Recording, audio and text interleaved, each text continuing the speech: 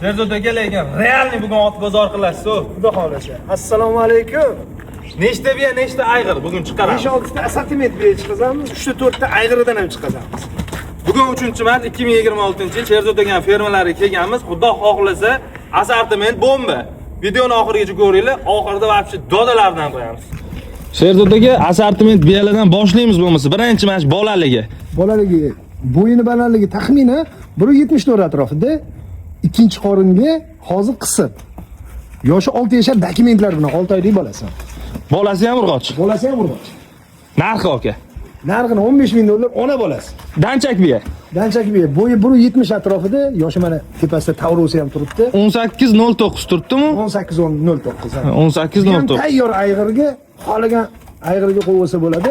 Tanijoni sog'. Narxi. Narxini $6,200 biz. Voy, jek bo'lib ketdi mana klientlarga. Mana. Yo'g'oshligi yo'g'osh. Ko'k biya aka. Arlovskiy biya. Arlovskiy. Yoshi 6 yashar meni ham. 5 dan 6 ga o'tyapti. Yangi keldi, 2 kun 3 kun bo'ldi. Bo'yini balandligi taxminan 1.72-73 atrofida.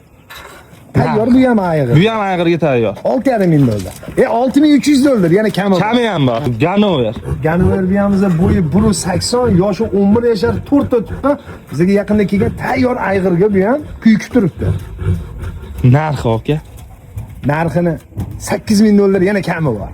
Mana bu oxirgi elitniy biya bo'ladi. Sherzod aka buni ma'lumotlari qanaqa? Ma'lumoti bo'yini balandligi 1.82. Yoshi 7 dan 8 ga o'tyapti. Zotiga kelsa u Ganover. Uchta tuqqan hozirgi vaqtda qisib. Narxi qanaqa aka? Narxini sirlicha qoldirib qo'ysa-chi. Aytsak ham yaxshi bo'lardi Sherzod aka. $20,000 kami bor. Okalar niyat qilganlar bo'lsa, Xudo xohlasa, otxonangizda ham bir ko'zingizni quvnatadiganidan Xudo xohlasa yoqqan bo'lsa, mashalloh deb qo'yasizlar.